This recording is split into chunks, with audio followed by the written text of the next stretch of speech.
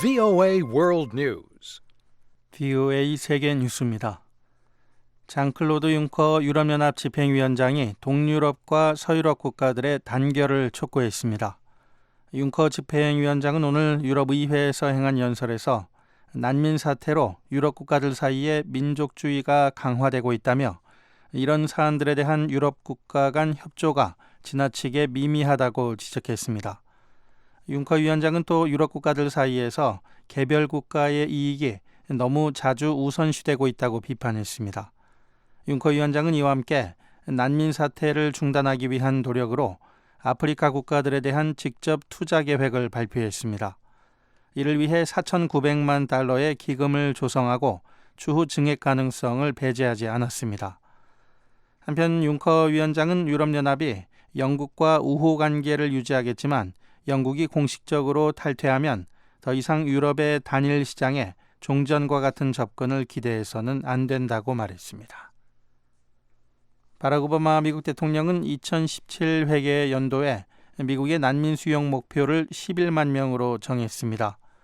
이는 당초 목표치보다 1만 명이 더 많은 것으로 올해 회계 연도와 비교하면 30%가량 더 많은 규모입니다. 존 케리 미 국무장관도 어제 상하원 법사위원회 소속 의원들과 가진 비공개 회의에서 새로운 난민 수용 목표를 제시했습니다. 오바마 대통령은 다음 주 유엔 정기총회에서 난민 수용 계획을 공식 발표하고 난민 문제에 관한 정상회의에 참석할 예정입니다. 바락 오바마 대통령이 오늘 백악관에서 미얀마의 사실상 최고 지도자인 아웅산 수치 여사와 만납니다. 수치 여사의 이번 미국 방문은 그가 미얀마 국가자문역 겸 외무장관에 오른 뒤 처음으로 이뤄지는 것입니다. 백악관은 오바마 대통령이 수치 여사의 의견을 경청할 것이라고 밝혔습니다. 이는 미얀마에 대한 미국의 제재 해제에 관한 내용으로 알려졌습니다.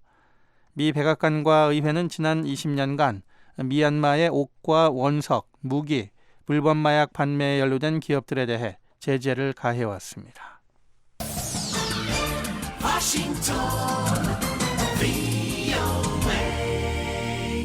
지금 여러분께서는 VOA 세계뉴스 듣고 계십니다. 시리아 휴전이 오늘로 나흘째를 맞은 가운데 미국은 이슬람 순위파 무장 조직 ISIL을 소탕하기 위한 러시아와의 공동작전을 준비하고 있습니다. 미 공군 제프리 헤리지언 중부사령관은 어제 기자들에게 러시아와의 합동작전 통합센터 개설을 검토하고 있다고 밝혔습니다. 헤리지언 사령관은 그 첫 단계로 시리아에서 7일간 적대 행위 중단이 이뤄져야 한다며 이를 위해 러시아와 시리아 정부 모두 노력해야 한다고 강조했습니다. 그러나 합동작전 통합센터가 어디에 위치할지 또 어떤 형태의 합동작전이 이뤄질지 등에 대해 구체적으로 밝히기는 아직 이르다고 말했습니다. 헤리지언 사령관은 다만 러시아의 부정확한 표적 방식과 비유도식 또 자유낙하식 폭탄이 관련자 모두에 분명 우려가 된다며 폭력행위 중단과 협력의 핵심은 시리아 내 민간인들을 보호하는 것이라고 지적했습니다. 미군은 최근 시리아 내 ISIL을 겨냥한 공습 과정에서 민간인 인명피해가 났을 수 있다고 밝혔습니다. 미군 중부사령부는 어제 성명에서 지난 7일 데이즈 아즈 자우루에 대한 공습 과정에서 민간인 차량이 타격을 입었다며 이 차량은 연합군 전투기가 폭탄을 투하한 뒤 표적 지역을 향해 이동했다고 밝혔습니다.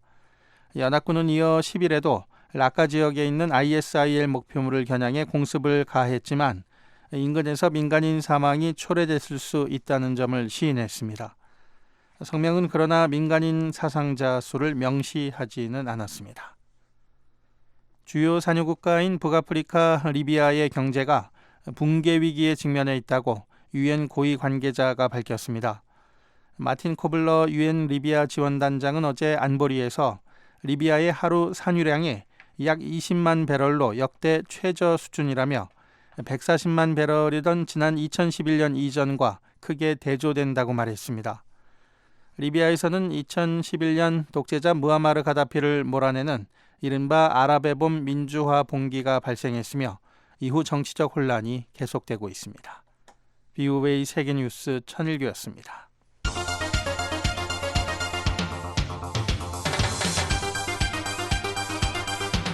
VOA News Today. 여러분 안녕하십니까? 박형주입니다. 9월 14일 수요일 VOA 뉴스투데이 3부 시작합니다.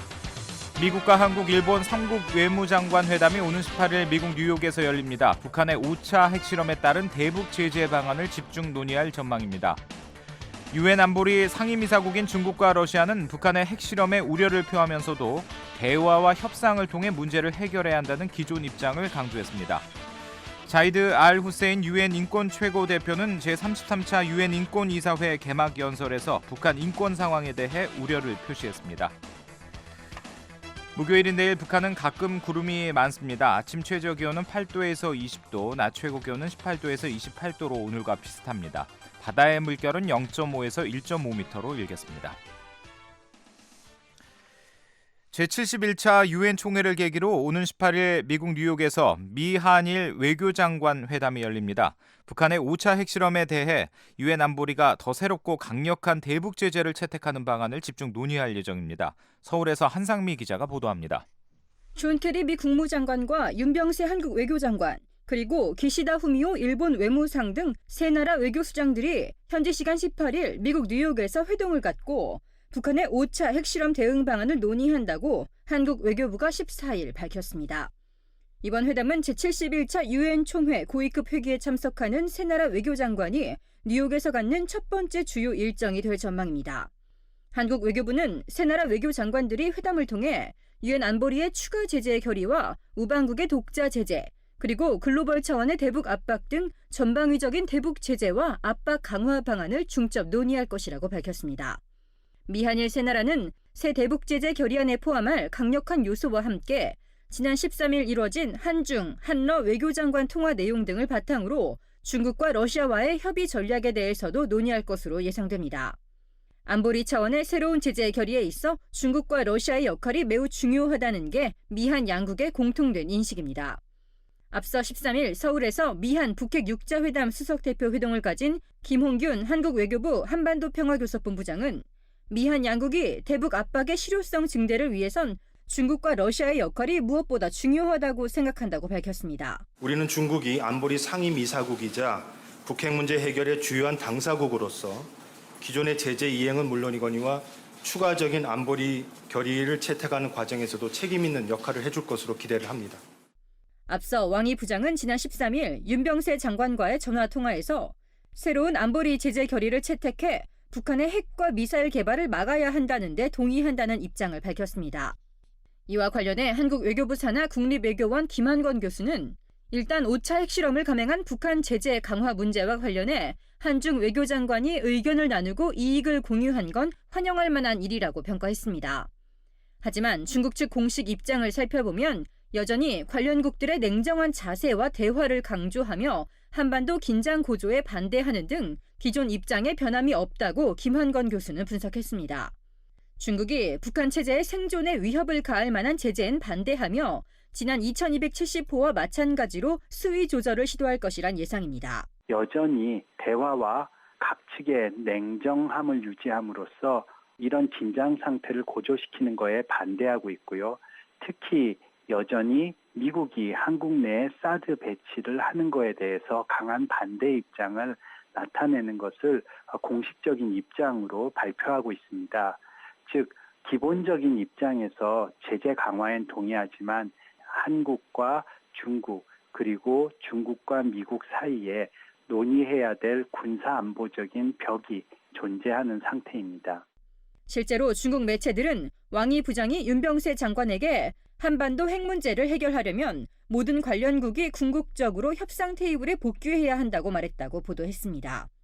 오는 17일에서 22일까지 유엔 총회에 참석하는 윤병세 장관은 총회 기조연설과 포괄적 핵실험 금지 조약 우호국 외교장관 회의 등 각종 고위급 회의를 통해서도 국제사회에 일치된 대북 메시지 발신을 적극 요청할 계획입니다.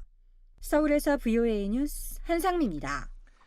한국과 중국, 러시아 외교수장들이 각각 전화통화를 하고 북한의 5차 핵실험과 관련한 유엔 안보리 대응 방안 등을 협의했습니다. 중국과 러시아는 북한의 핵실험에는 우려의 목소리를 내면서도 대화와 협상을 통해 문제를 해결해야 한다는 기존 입장을 강조했습니다. 함지아 기자가 보도합니다.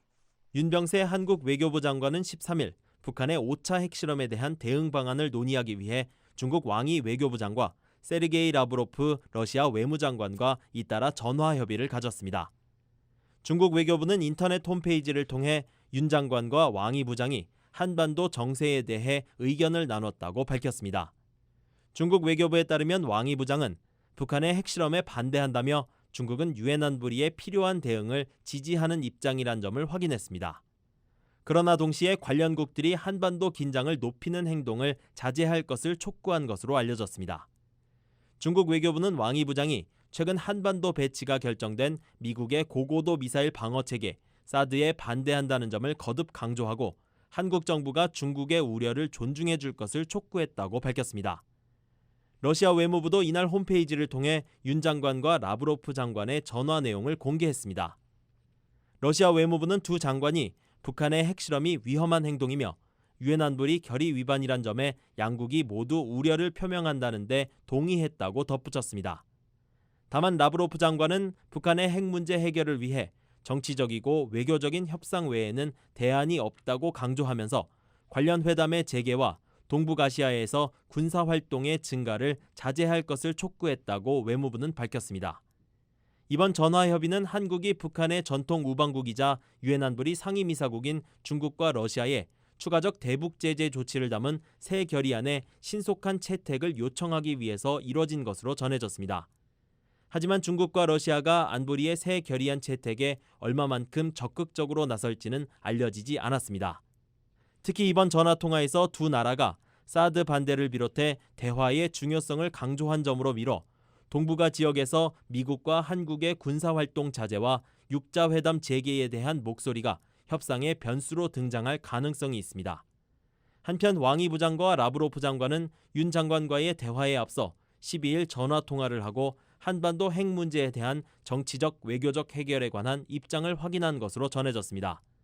러시아 외무부는 두 장관이 북한의 행동을 비난했지만 모든 관련국이 긴장 고조로 이어질 수 있는 행보를 자제해야 한다는 점을 강조했다고 밝혔습니다.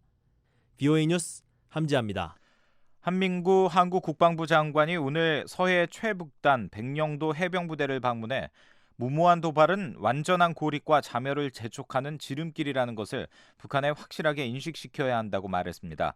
한 장관은 또 적이 도발하면 현장에서 단호하게 응징해 재도발 의지를 뿌리 뽑아야 한다고 강조했습니다.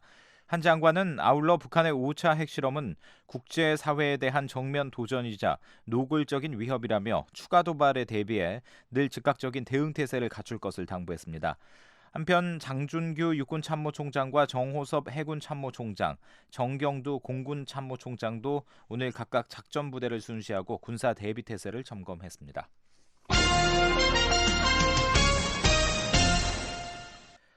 지난 2012년 추진됐다가 무산된 한일 군사정보협정 체결 문제가 북한의 5차 핵실험을 계기로 또다시 수면 위로 떠오르고 있습니다. 한국 정부는 안보 측면에서 협정 체결이 필요하다고 생각하고 있지만 이 반일 정서가 여전해 한국 내 여론 동향을 예의주시하고 있습니다. 서울에서 김한용 기자가 취재했습니다.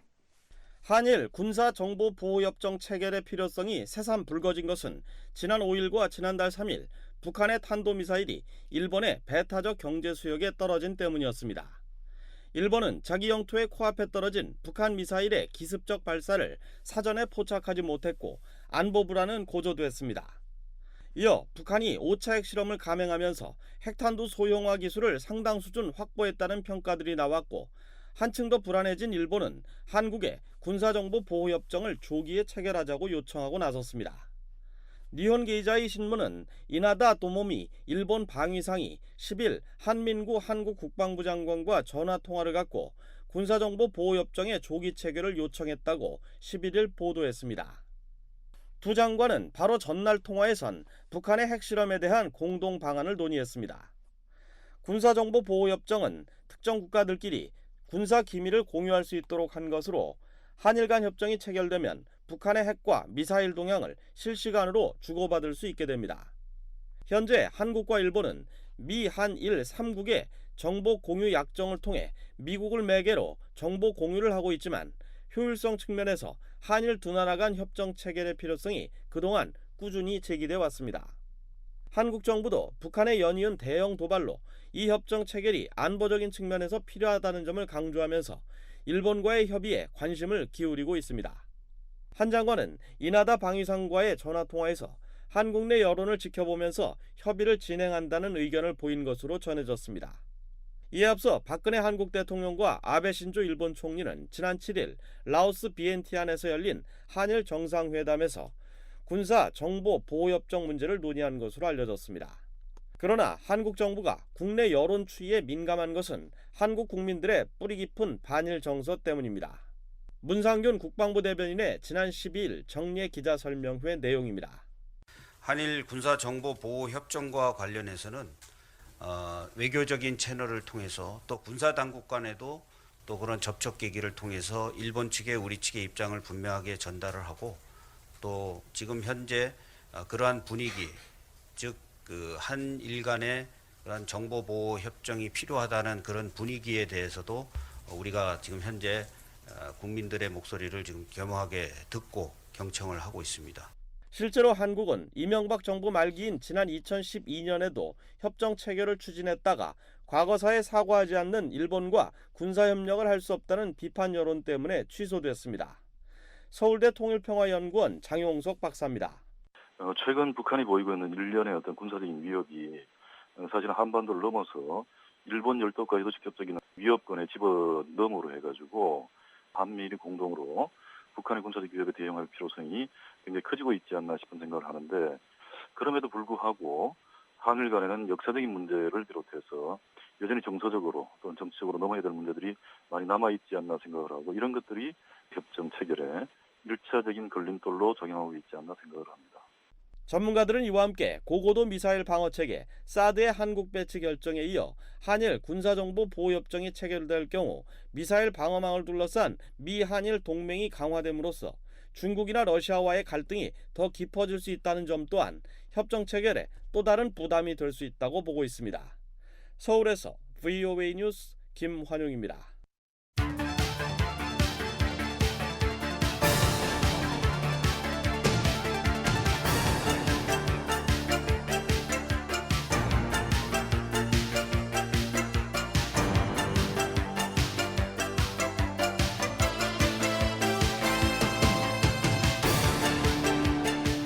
네, 매주 수요일 깊이 있는 보도로 한반도 관련 주요 현안을 살펴보는 심층 취재 시간입니다.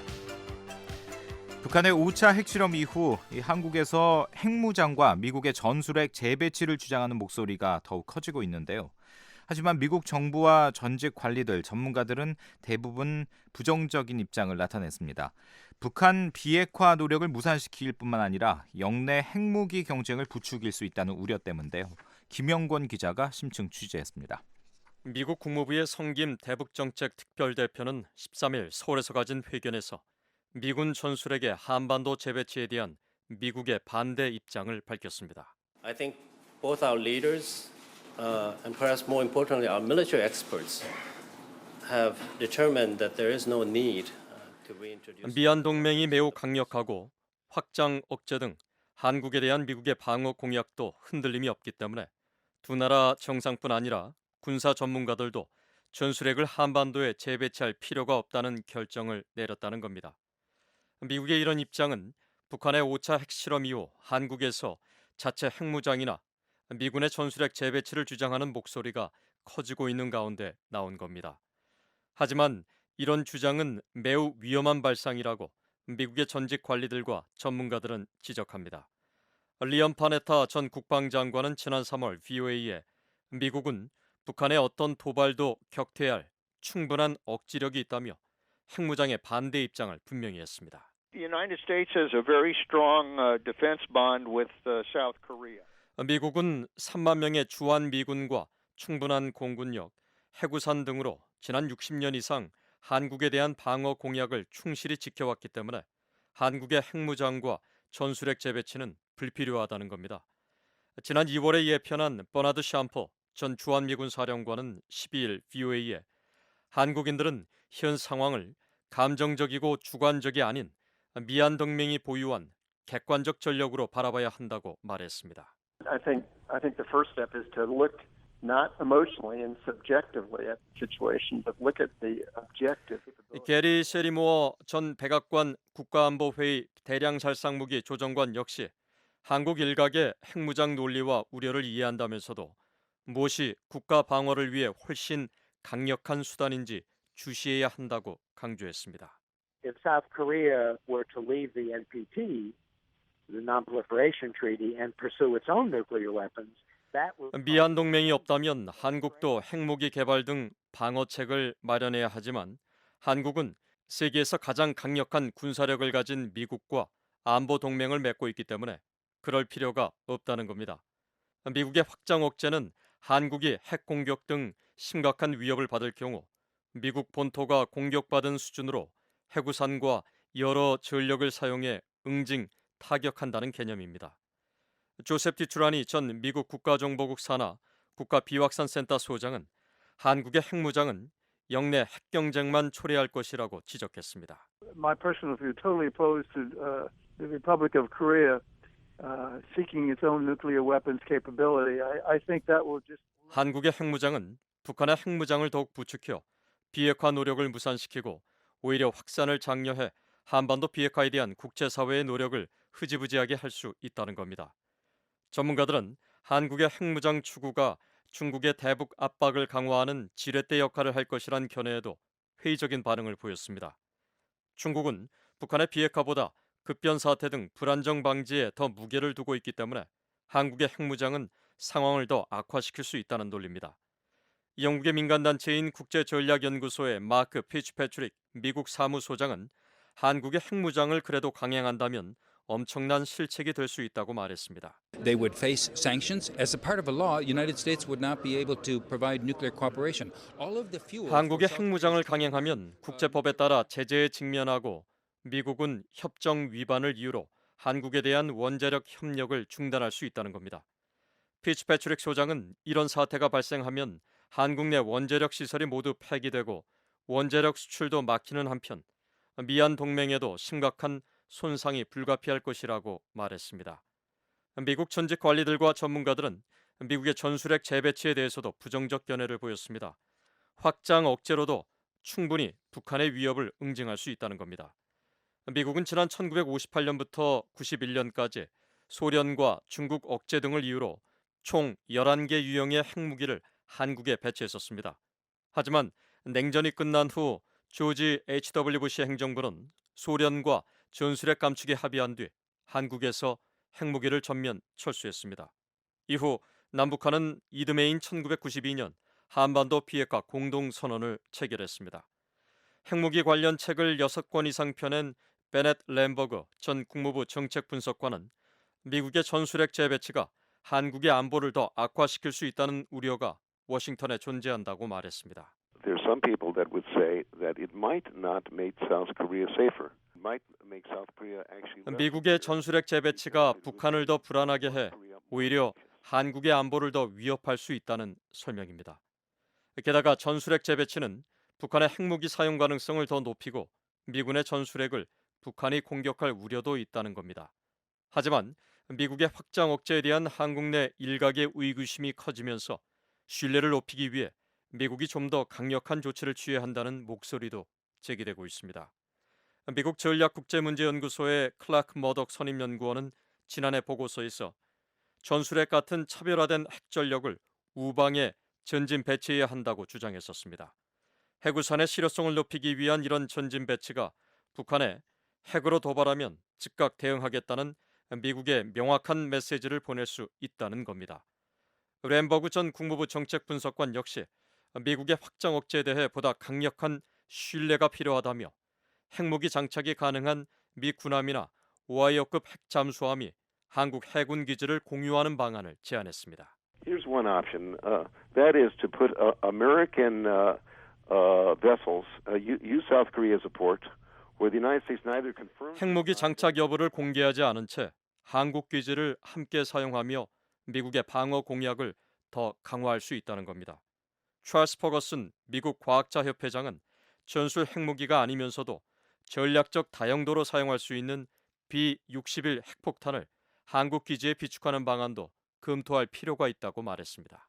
if we look at the nuclear weapons systems that the United States currently has, the B-60. 퍼거슨 회장은 미국이 냉전 후 핵무기를 철수하면서도 북대서양 조약기구 나토 동맹의 확장 억제를 위해 5개 나라에 B-61을 남겨 서로 공유하는 현실을 지적했습니다. 그러면서 미국과 한국이 이를 적용할 여지가 있는지 진지하게 검토할 필요는 있을 것이라고 말했습니다. VOA 뉴스 김영권입니다. 한국 외교부는 북한 인권국제협력대사에 이정훈 연세대 국제학대학원 교수를 임명했다고 오늘 밝혔습니다. 한국 정부의 북한 인권법 시행에 따라 신설된 북한 인권국제협력대사를 맡게 된 이정훈 대사는 앞으로 외교 무대에서 북한 인권 문제를 적극 제기함으로써 국제사회의 인식을 제고하는 활동을 벌일 예정입니다. 이정훈 대사는 지난 2013년 8월 외교부 대외 직명대사인 인권대사에 임명돼 3년 동안 활동했습니다.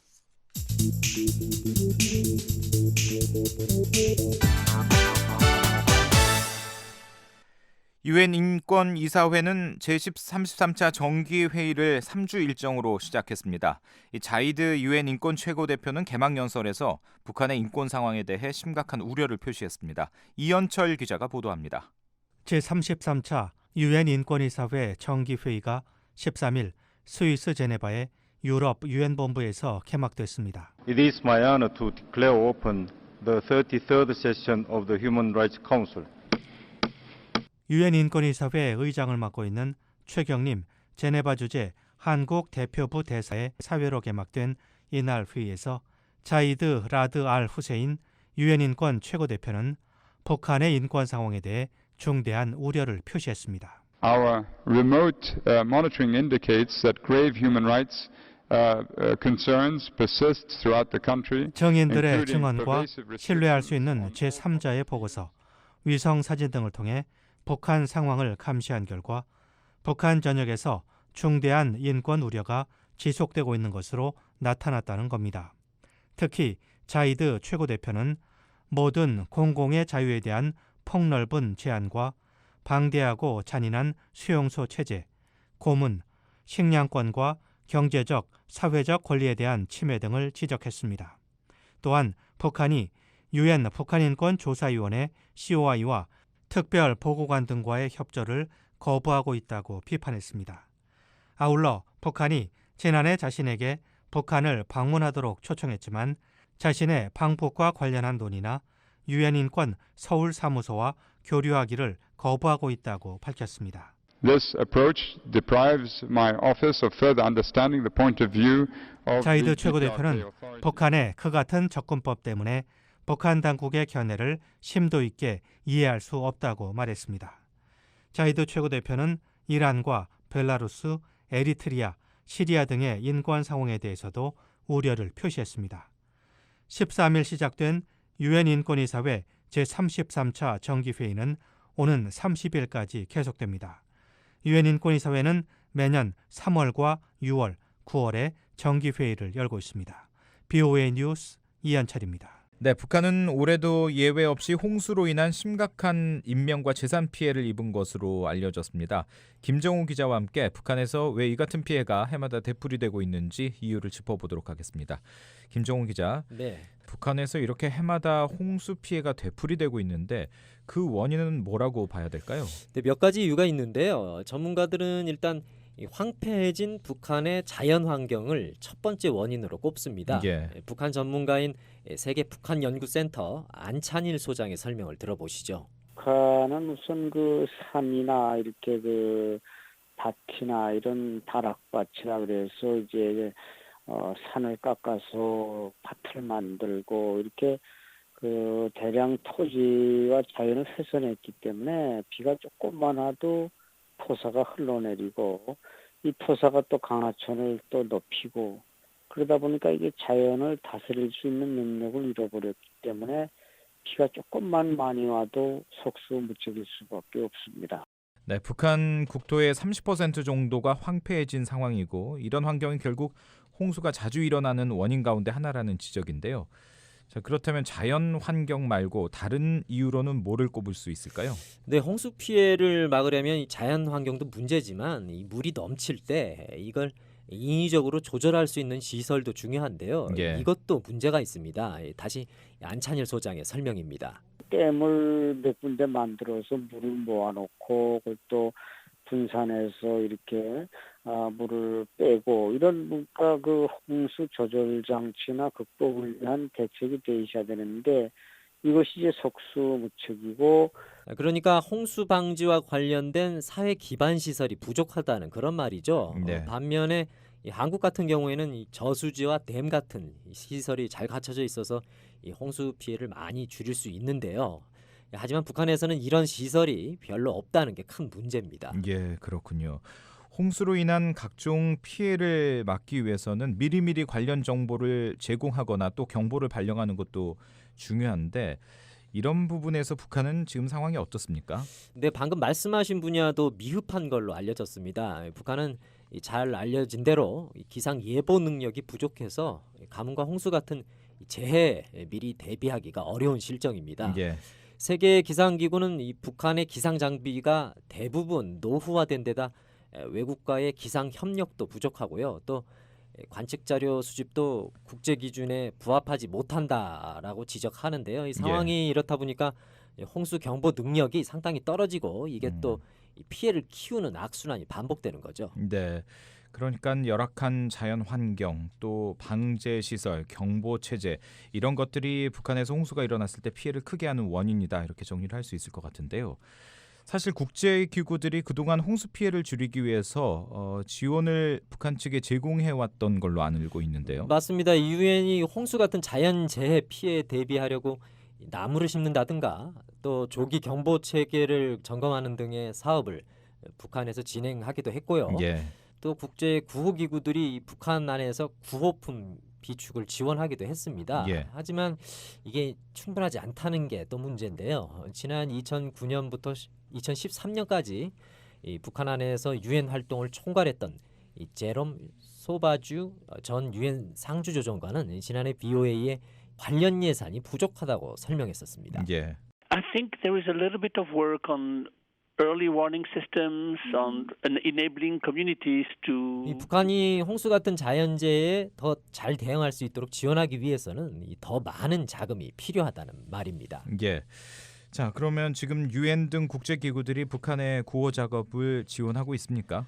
네, 북한 정부가 피해 상황을 조사하고 구호 작업을 펼치는 과정에서 현지에 있는 국제 기구들이 참여하고 있는 것으로 알려졌습니다. 유엔 인도주의 업무조정국은 북한에 상주하고 있는 유엔 조정관이 이끄는 인도주의 지원팀이 북한 정부의 홍수 피해 대응에 협력하고 있다고 밝혔습니다. 예, 지금까지 김정우 기자와 함께 북한에서 홍수 피해가 해마다 되풀이되고 있는 이유는 무엇인지 또 피해를 줄이기 위해서 어떤 노력이 필요한지 짚어봤습니다. 북한과 러시아 연해주 정부가 상호 경제 협력 방안을 논의했습니다. 북한의 5차 핵실험에도 두 나라 간의 경제 협력 논의는 중단되지 않고 있습니다. 김정우 기자가 보도합니다. 북한 외무성 3국 오승호 국장이 12일 러시아 연해주 블라디보스토크를 방문해 세르게이 네하예프 부지사와 회담했습니다. 러시아 연해주 정부 발표에 따르면 두 사람은 북한과 연해주 지역의 경제 협력 방안을 논의했습니다. 북한 측 대표인 오승호 국장은 회담에서 수산, 임업 등 분야에서 북한과 러시아 간 협력 수준이 높아지고 있다며 특히 러시아가 대북 제재에도 불구하고 건설 분야에서 북한과 협력을 지속하겠다고 밝힌 점을 기쁘게 받아들인다고 말했습니다. 건설 분야의 협력이란 북한 건설 노동자의 러시아 송출 사업을 뜻합니다. 오 국장은 또 조만간 북러 접경 지역에 물류 중심지를 만드는 것을 꼭 고려해야 한다면서 두 나라를 잇는 자동차용 부교 건설 사업의 속도를 높이자고 제안했습니다. 북한과 러시아는 지난 2015년 접경 지역에 자동차용 다리를 세우기 전에 임시 부교를 설치하기로 합의한 바 있습니다. 이에 대해 러시아 측은 부교 설치 사업을 실질적으로 시작하기를 바란다며 중앙정부의 긍정적인 지시를 기다리고 있다고 밝혔습니다. 네하예프 부지사는 지난해 연해주와 북한 간 물동량이 전년에 비해 4.7배나 증가했고 올해도 이런 경향이 이어질 것으로 보인다며 물동량 증가를 위해 모든 지원을 다하겠다고 말했습니다. 현재 북한과 러시아 연해주는 교통, 물류, 농업, 노동, 전력 생산 등 다양한 부분에서 협력 사업을 진행하고 있습니다. 이 가운데 물류 사업 분야의 교류가 가장 활발하며 러시아는 특히 연해주와 북한 항구를 연결해 화물을 운송하는 사업에 관심을 보이고 있습니다. 러시아 정부는 이 지역의 물류 운송을 활성화하기 위해 북한 라진항 사용권을 얻고 연해주와 라진항을 잇는 철도를 확충하기도 했습니다. 러시아 철도공사가 발행하는 신문 휘슬은 알렉산더 미샤린 러시아 철도공사 부사장의 말을 인용해 올해 라진항을 이용한 러시아 화물 운송량이 150만 톤에 달할 것이라고 최근 보도했습니다. 이런 가운데 북한이 원산항과 연해주 주도인 블라디보스토크항을 연결하는 정기 항로 개설을 추진 중인 것으로 알려졌습니다. 군항과 민간 항구로 함께 사용되는 원산항은 북한이 추진하는 원산 금강산 국제관광지대에서 핵심이 되는 곳입니다. 연해주 정부와 북한 정부는 원산 블라디보스토크 정기 노선을 통해 해당 지역 관광업과 교역을 활성화한다는 계획입니다. 북한은 또 러시아 측과 농업협정을 맺고 연해주에 채소 재배와 목축, 농산물 가공 공장 설립을 추진하고 있습니다. 그 밖에 북한 노동자들이 대거 러시아 연해주 지역에 진출해 있고 최근에는 수산물 교육 분야에서의 상호 협력도 모색되고 있습니다. 한편 북한은 연해주 지역에서 생산되는 전력에도 관심을 보여 두 나라는 지난해 러시아가 연해주에서 생산하는 전력을 북한 라선시에 공급하는 협정도 체결했습니다. VOA 뉴스 김정우입니다.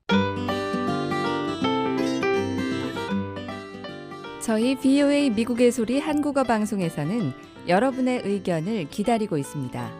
전화 이용하셔서 음성을 남겨주시면 되는데요.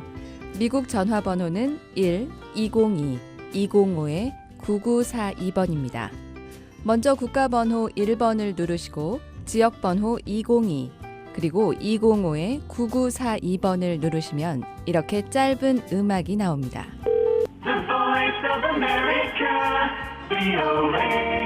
이 소리가 나오면 77번을 누르세요. VOA 미국의 소리 방송입니다. 저희 방송에 의견이 있으신 분들은 메시지를 남겨주십시오. 감사합니다. You reached Voice of America Korean Service. Please leave your message. Thank you. 안내 멘트를 들으신 후에 말씀과 연락처를 남기시면 됩니다. 미국 전화번호 1-202-205-9942번.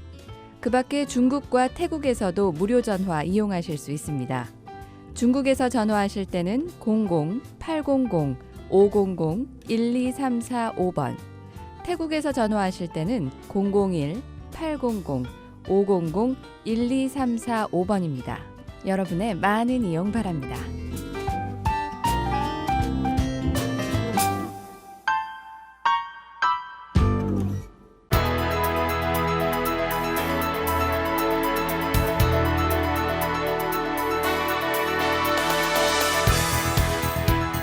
네, 세계 곳곳의 뉴스와 미국 뉴스를 정리해드리는 세계는 지금입니다. 장량희 기자와 함께하겠습니다. 어서 오십시오. 안녕하십니까? 네, 오늘은 어떤 소식이 있습니까?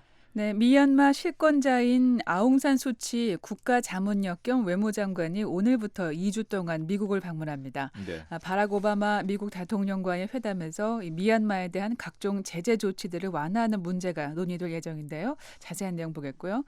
미국이 이스라엘을 상대로 10년간 380억 달러에 달하는 역대 최대 규모의 군사 지원을 제공하기로 했습니다. 네. 또 미국 가정의 소득이 증가했다는 소식까지 알아보겠습니다. 예. 자, 미얀마의 실권자 아웅산 수치 여사가 오늘부터 미국을 방문하죠. 네, 과거 버마로 불렸던 동남아시아 국가 미얀마의 민주화 운동가 출신이죠. 아웅산 수치 국가자문역 겸 외무장관이 오늘부터 2주 일정으로 미국을 방문합니다. 예. 당장 오늘 바락 오바마 미국 대통령하고 백악관에서 만나기로 예정돼 있는데요.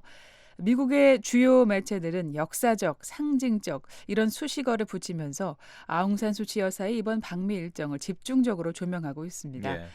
이 아웅산 수치 여사가 정확하게 이 4년 전인 2012년 9월에 야당 지도자 자격으로 워싱턴에서 바락 오바마 대통령하고 회동한 적이 있는데요. 네. 국가를 대표하는 위치에서 미국에 오는 건 이번이 처음입니다.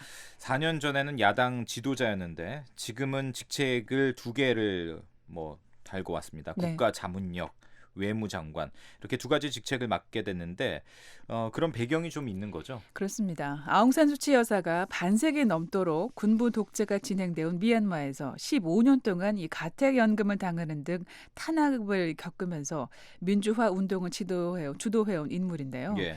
민주화 운동의 성과로 지난해 11월 미얀마 전역에서 자유선거가 실시됐죠. 이 선거에서 아웅산 수치 여사가 이끄는 정파인 민주주의 민족동맹이 크게 이겨서 예. 53년 만에 군부 통치가 막을 내렸는데요. 하지만 군부는 아웅산 수치 여사가 대통령이나 국가 원수 직위에 오르는 걸 원치 않았습니다. 미얀마 군부가 만든 헌법에는요. 외국인 직계 가족을 둔 사람은 대통령이 될 수 없도록 규정한 조항이 있는데요. 네. 이 헌법 조항이 이 영국인 남편과 아들을 둔 아웅산 수치 여사를 겨냥한 것이라는 그 국제사회의 그 시각이 지배적이었습니다. 예. 이 때문에 아웅산 수치 여사는 미얀마의 대외 정책을 총괄할 수 있는 외무장관 직책을 맡았고요. 네. 또 미얀마의 새 정부가 국가 자문역이라는 특별 직위를 추가한 겁니다. 예. 친저 미얀마 대통령이 아웅산 수치 여사의 최측근이죠. 그렇군요. 네. 뭐 많은 언론들이 역사적 상징적 인물이다 이렇게 부각을 하고 있습니다만 지금은 이제 그 한 나라의 외무를 책임지는 그런 직책을 가지고 왔기 때문에 이번 방미도 여러 가지 현안들 논의될 의제들이 있겠군요. 그렇습니다. 미국 정부가 아웅산 수치 여사와 오바마 대통령의 회동 일정에 맞춰서 대미얀마에 적용해온 경제 제재를 완화하거나 해제할 계획입니다. 예. 또한 대중국 대응 방식을 비롯한 아시아 정세 현안을 양측이 논의할 예정이고요. 미얀마 내 이슬람 소수 민족인 이 로힝야족 문제를 비롯한 민족 종교 갈등 사안도 다룰 수 있을 걸로 보입니다. 예. 또 아웅산 수치 여사가 조 바이든 부통령하고도 회담하고요. 미국 상하원 주요 인사들과도 잇따라 대화합니다. 네.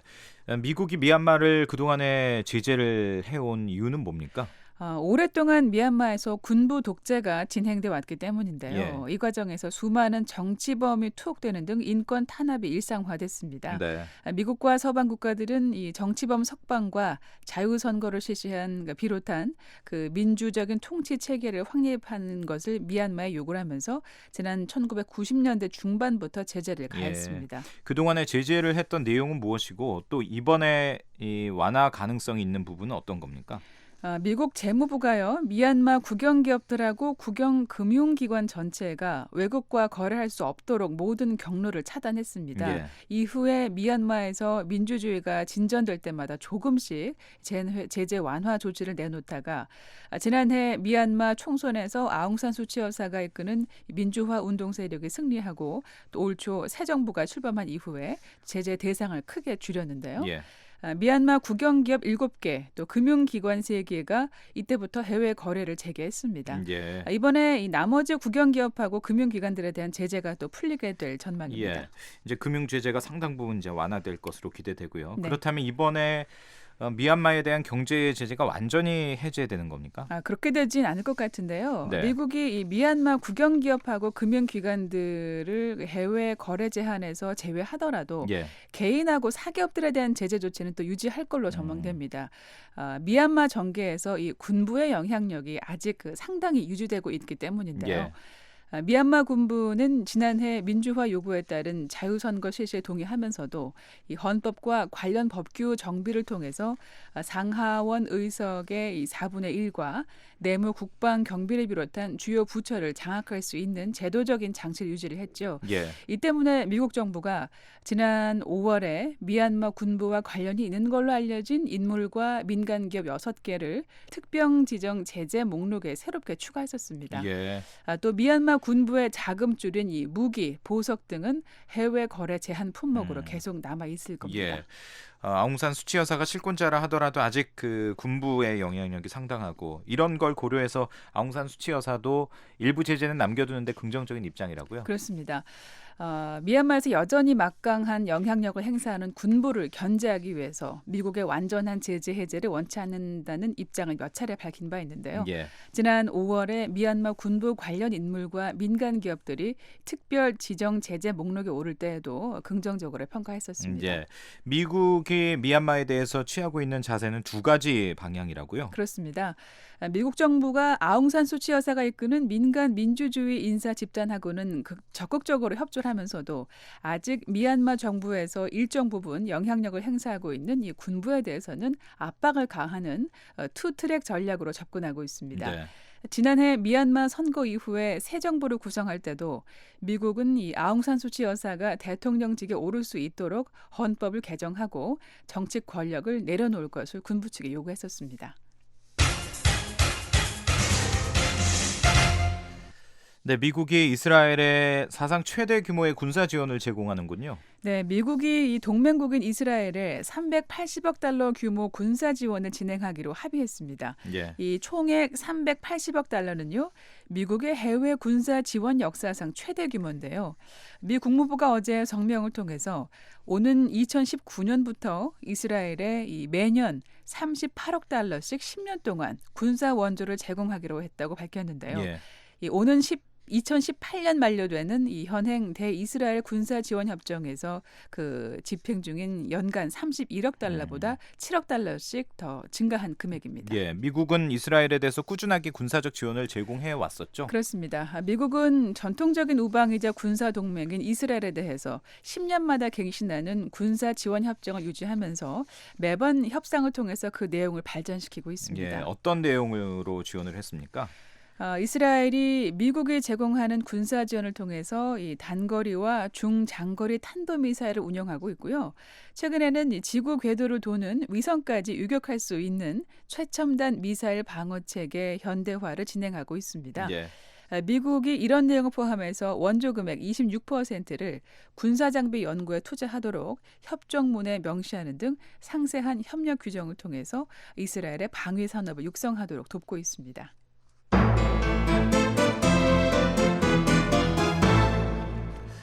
네, 마지막으로 미국 뉴스 알아보겠습니다. 지난해 미국 가정의 소득이 증가했다는 소식이 있군요. 네, 미국에서 소득이 오르지 않는 오랜 침체기 끝에 지난해 소득이 많이 상승한 걸로 나타났습니다.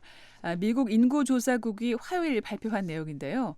지난 2015년 미국 가정의 중간소득이 56,500달러로 한 해 전인 53,700달러에 비해서 5.2% 늘어난 걸로 나타났습니다. 예.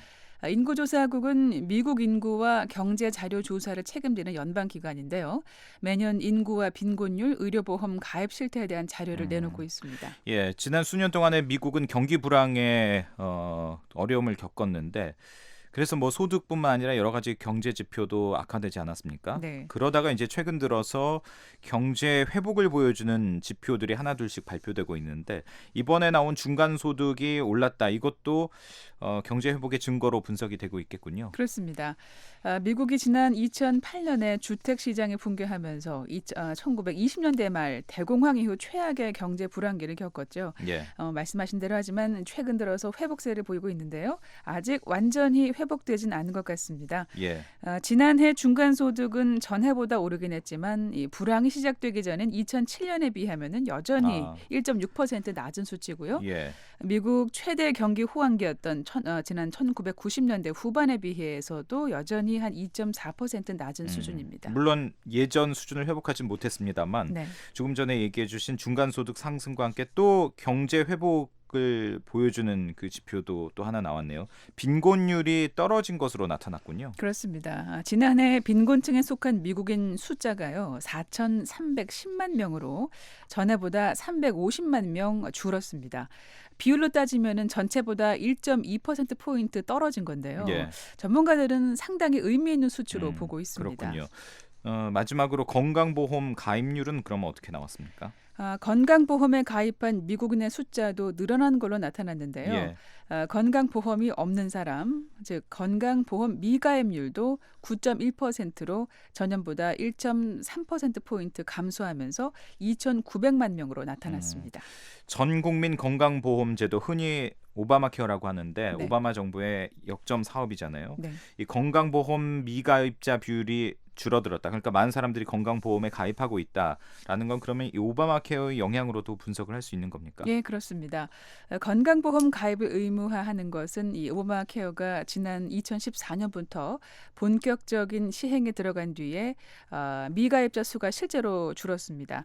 얼마 전에 미국 질병통제예방센터가 시행한 설문조사 결과를 보면은요. 예. 올해 1분기 건강보험에 가입하지 않는 사람의 비율이 8.6%인데 처음으로 9% 이하로 내려가는 등 계속 감소세를 보이고 있습니다. 예.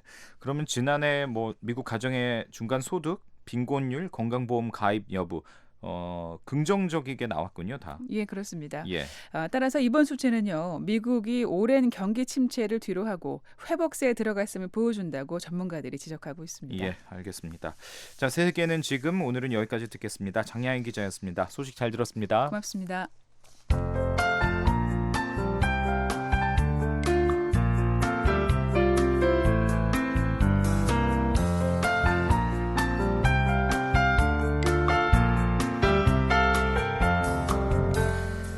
네, 끝으로 북한 날씨입니다. 목요일인 내일 북한은 가끔 구름이 많습니다. 아침 최저 기온은 8도에서 20도, 낮 최고 기온은 18도에서 28도로 오늘과 비슷합니다. 바다의 물결은 0.5에서 1.5m 사이입니다.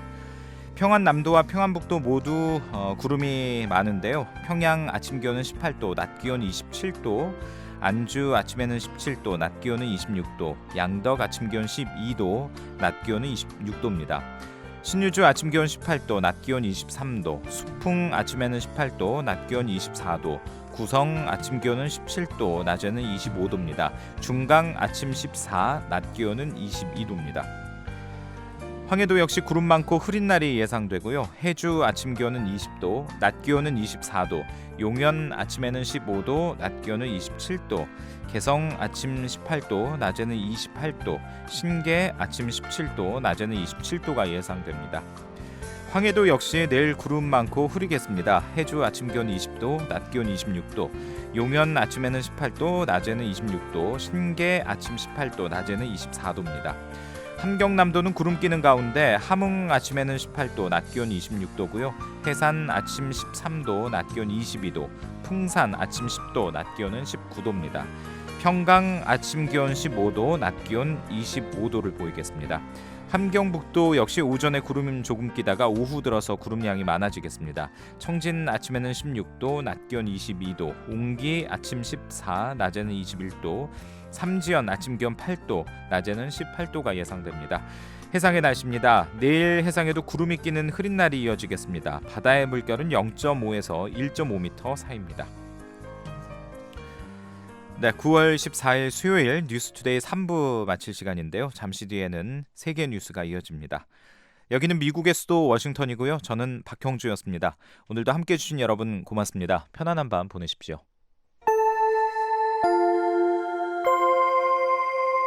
VOA World News. VOA 세계 뉴스입니다. 태국 군부는 민간 범죄를 더 이상 군사법원에서 다루지 않기로 결정했습니다.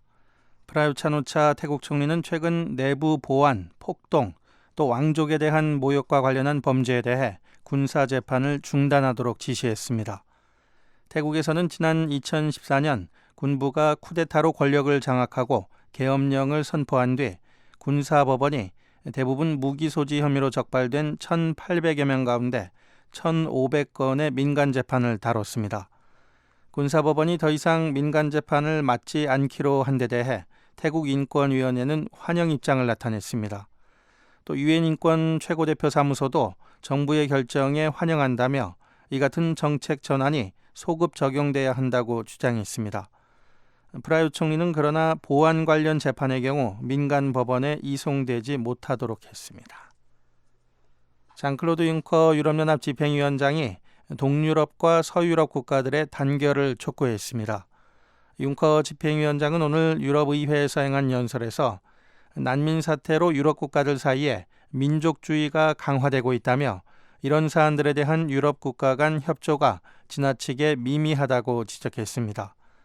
융커 위원장은 또 유럽 국가들 사이에서 개별 국가의 이익이 너무 자주 우선시되고 있다고 비판했습니다.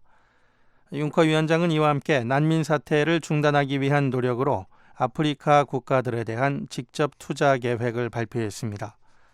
한편 융커 위원장은 유럽연합이 영국과 우호 관계를 유지하겠지만 영국이 공식적으로 탈퇴하면 더 이상 유럽의 단일 시장에 종전과 같은 접근을 기대해서는 안 된다고 말했습니다. 바락 오바마 미국 대통령은 2017 회계연도에 미국의 난민 수용 목표를 11만 명으로 정했습니다. 이는 당초 목표치보다 1만 명이 더 많은 것으로 올해 회계연도와 비교하면 30%가량 더 많은 규모입니다. 존 케리 미 국무장관도 어제 상하원 법사위원회 소속 의원들과 가진 비공개 회의에서 새로운 난민 수용 목표를 제시했습니다. 앞서 빌 클린턴 전 대통령 시절이던 1995년에는 11만 2천 명의 난민을 수용하겠다는 목표를 세운 바 있습니다. 하지만 2015 회계 연도에 인정된 난민 수는 7만 명에 불과했습니다.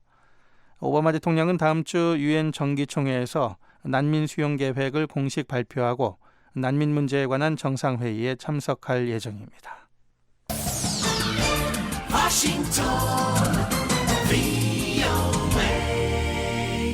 지금 여러분께서는 BOA 세계 뉴스 듣고 계십니다. 시리아 휴전이 오늘로 사흘째를 맞은 가운데 미국은 이슬람 순위파 무장 조직 ISIL을 소탕하기 위한 러시아와의 공동작전을 준비하고 있습니다. 미 공군의 제프리 해리지언 중부사령관은 러시아와의 합동작전 통합센터 개설을 검토하고 있다고 밝혔습니다. 해리지언 사령관은 그 첫 단계로 시리아에서 7일간 적대 행위 중단이 이루어져야 한다며 이를 위해 러시아와 시리아 정부 모두 노력해야 한다고 강조했습니다. 해리지언 사령관은 그러나 합동작전 통합센터가 어디에 위치할지 또 어떤 형태의 합동작전이 이루어질지 등에 대해 구체적으로 밝히기는 아직 이르다고 말했습니다. 해리지언 사령관은 다만 러시아의 부정확한 표적 방식과 비유도식 또 자유낙하식 폭탄이 관련자 모두에 분명 우려가 된다며 폭력행위 중단과 협력의 핵심은 시리아 내 민간인들을 보호하는 것이라고 지적했습니다. 미군은 최근 시리아 내 ISIL을 겨냥한 공습 과정에서 민간인 인명피해가 났을 수 있다고 밝혔습니다. 미군 중부사령부는 어제 성명에서 지난 7일 데이즈 아즈 자우르에 대한 공습 과정에서 민간인 차량이 타격을 입었다며 이 차량은 연합군 전투기가 폭탄을 투하한 뒤 표적 지역을 향해 이동했다고 밝혔습니다. 연합군은 이어 10일에도 라카 지역에 있는 ISIL 목표물을 겨냥해 공습을 가했지만 인근에서 민간인 사망이 초래될 수 있었다는 점을 시인했습니다.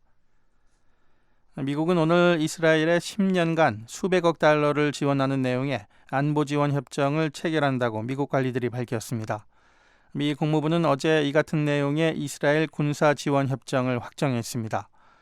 협정의 구체적인 지원금 규모는 명시돼 있지 않지만 이에 정통한 소식통들은 그 가치가 380억 달러에 달할 것이라고 밝혔습니다.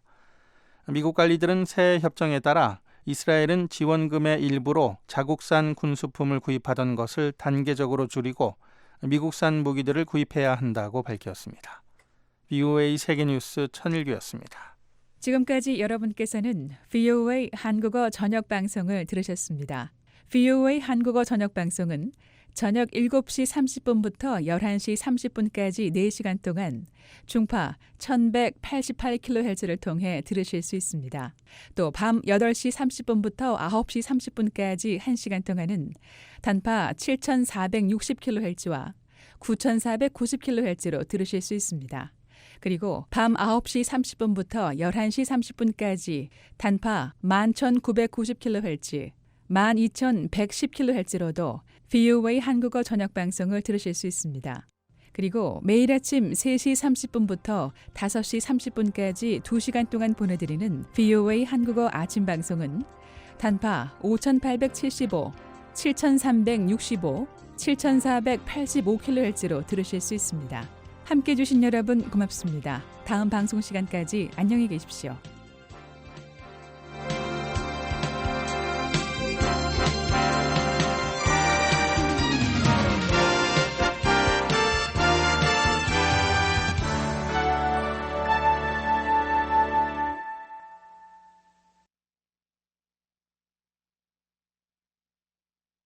This program has come to you from the Voice of America, Washington.